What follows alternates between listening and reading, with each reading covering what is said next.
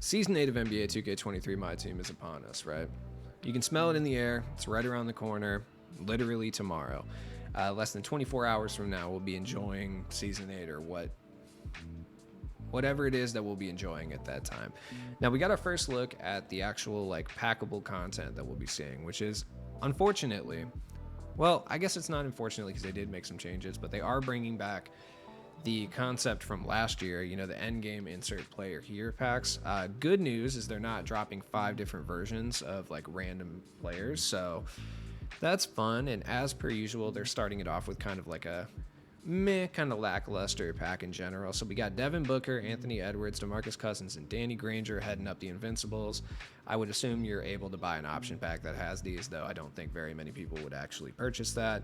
As far as just regular Dark Matters, there's some of those too. Larry Johnson, Anton Jameson, and Darius Garland. Look, let's be real. None of the names that I just said are inspiring a whole lot of hype or inspiring a whole lot of confidence in the season, let's be real. Then we got Endgame, David Robinson, Luka, and Paul George. Now, let's just cover the set as a whole, right? It's boring. It's like super boring. I could not be more bored with the players that we've seen here. Like, yeah, Anthony Edwards plays point guard. Same with Devin Booker. Like, that's cool and stuff, I guess. Danny Granger is cool. I like to see Danny Granger. That's my boy. But I would have preferred to see like an invincible Jonathan Bender, honestly. But whatever. Larry Johnson's cool, but it's like Knicks Larry Johnson, which why is the best Larry Johnson Knicks Larry Johnson? Like that shouldn't be a thing. That's just how I feel about it. Anton Jameson, he's got the full sleeve. Like he's wearing like half of a thermal for some reason. Okay, cool. Darius Garland, like nobody asked for that. I mean, look, I'm always down for like more random players or like just players in general to get cards, but come on, man.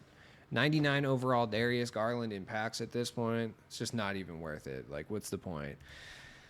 So we'll start with Granger, right?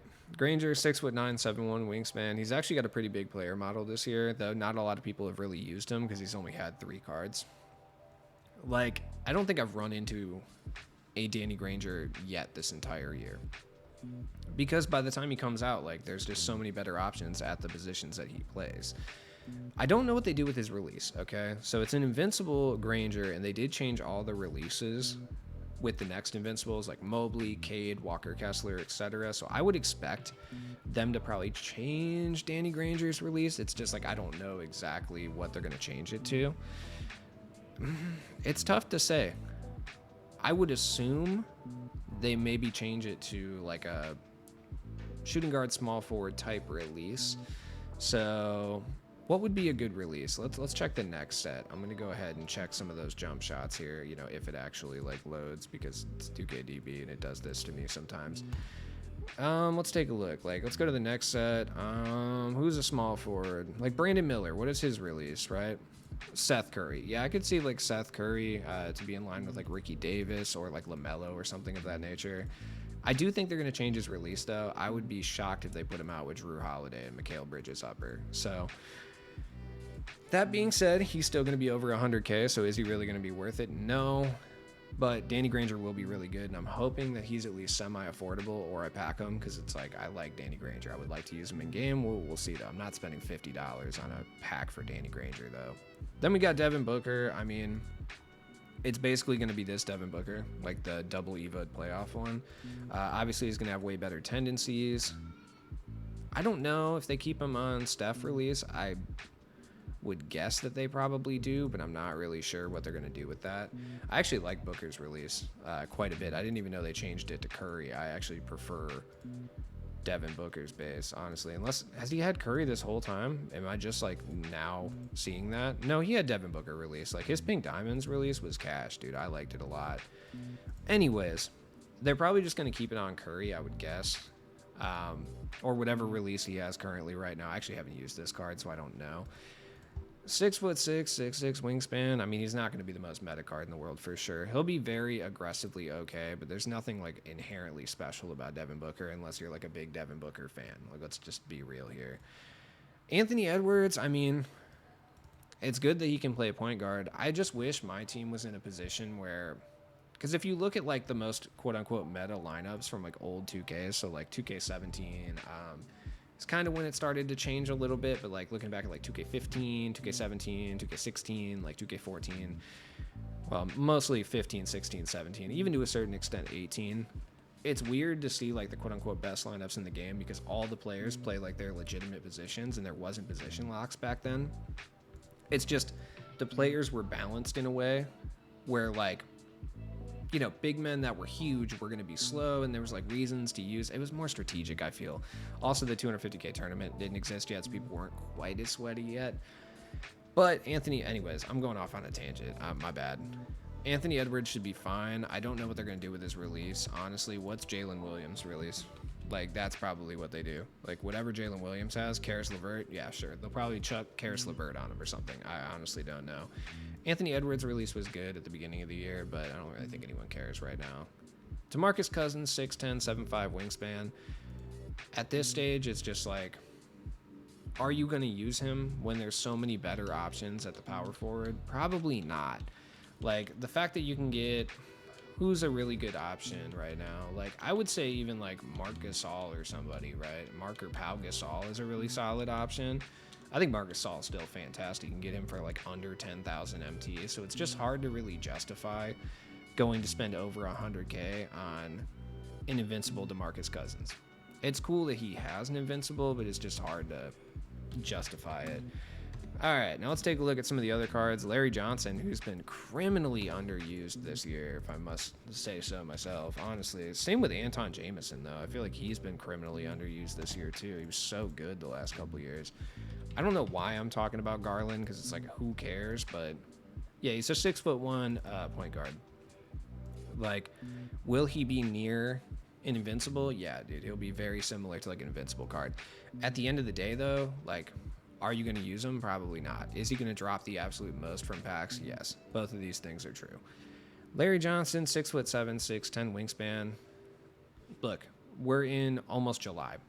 You can't use a 6'7" small forward at this point. Like, I'm not saying they needed to give him shooting guard eligibility, but like, man, they could have gave him point guard, like small forward point guard eligibility. Like, man, come on, dude. Point guard Larry Johnson was a demon last year.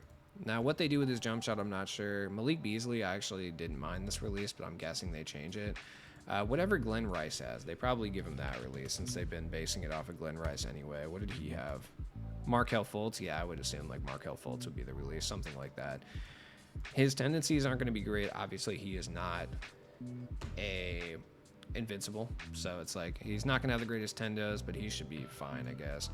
Anton Jamison, he's just going to be a better version of this card, but he's not playing shooting guard for some reason, which is baffling to me. I don't really understand. I know this is like an out-of-position card, but that's never stopped them before, so I'm not really sure why this card doesn't also play shooting guard. If he played shooting guard, honestly, I might run him. But he will have the Corver base and just be like a slightly updated version of this Anton Jamison, which is, by the way, this card was fire. If he was a dark matter and played shooting guard, I'd honestly consider running him, like really. Now let's talk about the end games, right? I can't spell, apparently. Now, David Robinson is very interesting, right? I don't know. So here's my thing, right? I'm pretty sure, like I'm pretty confident that outside of the reward card versions of endgames, I'm pretty sure every single card is going to have Kevin Porter Jr. release. Like, I don't think that's out of the realm of possibility. I think all of them are going to have KPJ, which I think is boring as shit. I hate that. That's so annoying. I said it before. At a certain point this year, probably sooner than we realize, you're going to be running into teams that are running entire squads of Kevin Porter Jr. jump shot guys. Like, that's going to happen. You can already technically do that now, but it's going to get worse with endgames because you're going to be running maxed out Kevin Porter Jr. full team builds. Like, it's not good. Ideally, there'd be some different jump shots in here. Like, ideally, like David Robinson, instead of having his own release, would have... We really haven't gotten a D-Rob since the Radiant one? Wow, I didn't even realize that. I thought we got an Invincible by this point. But ideally, you would have D-Rob maybe with like Kuzma base or like Markelle Fultz or just kind of like a random other release. But no, we have a KPJ D-Rob, and he's going to probably be one of the better power forwards in the game. This is going to be the Sweat Lord power forward. It's going to be like Wemby at the 3, D-Rob at the 4, Yao at the center. Like, that's going to be the Sweat lineup for sure. Obviously, like invincible Kristaps exists too, but I think D-Rob will be like super annoying. Honestly, he's in there's an end game. Like he's going to be maxed out. I'm hoping that they don't give them all Kevin Porter Jr. release, but honestly, can you be surprised? Probably not, right? Luka will be okay. Like he'll be all right. He'll be a KPJ point guard, which is fire. Like I guess for people that like him, I mean, he already had Kevin Porter Jr. base. I don't even remember this intermid-dimensional card, honestly. Like I don't. So yeah, he's just gonna be an updated version of this one since he already had KPJ and Rudy. So it's like this card was basically an invincible anyway, and people didn't even run him because he's 6'7". So I don't really have a whole lot of hype, you know. Paul George will be okay, but like Durant exists. So it's just like, although I do like the Paul George upper, I think it's really clean. Is there really a reason to run this card over Durant, who you can, technically speaking, get for free? Probably not. So it's like, this is a very underwhelming pack drop. Let's take a look at the market, honestly. You might not even watch this part of the video because like there's not going to be that much of a change. Now, like I said, I just don't know who is affected by this in any way, shape, or form. Like, who gets affected by this backdrop? Like, okay, D-Rob's there, so you could make the case that maybe someone like Kristaps will take a bit of a price hit. Someone else that people use pretty frequently at the power forward position is like Kareem, but there's 7 Kareems up total. No, there's 6 total Kareems up, so it's like I don't even think that's gonna happen. Maybe like Giannis. People that typically run at the power forward, I don't think anyone's running Walker Kessler, though he is kind of decent, though. There's like a bunch of him up. Shaq, maybe. Shaq would be another one, because I know a lot of people do run like Shaq at the power forward and stuff. Like D-Rob is going to be the one that I think most people are going to be directly affected by. T-Mac could potentially come down in price with Paul George, because you got to assume like everything that everybody loved about T-Mac is going to probably go double with Paul George, because he's like an inch taller, and I mean, the upper's not necessarily better, but it's there, you know? I don't know. Kind of weird, though. I'm just hoping that Granger is a buyout. I know he's not, but, like, you know, a boy can dream, I suppose. Other than that, though, it's, like, too early to tell. Like, Devin Booker's not affecting anyone's price, okay? Anthony Edwards isn't affecting anyone's price. DeMarcus Cousins, especially, is not affecting anyone's price. Danny Granger probably isn't either, but I can hope for his price to be lower. Larry Johnson, Anton Jameson, Darius Garland not affecting anyone. I really don't think Luka is affecting anyone either when you really sit there and look at it. Because anyone who he would be in direct like rivalry with, like, who, Jordan? Maybe he affects like the price of Jordan, I guess, to a certain extent, for sure. But it's really sad we're at a point where a 6'7" point guard is looked at as like being not usable, even though he's like the most juiced card on the planet. Like that's so crazy to me. I don't know. I'm just hoping that a lot of these invincibles start to kind of calm down in price a little bit, so maybe we can come up on them. But hey, it is what it is. As always, it's been your friend Sheep Ludes, man. I'll be here opening packs, dude. Probably getting mad tomorrow, so you know, peace out.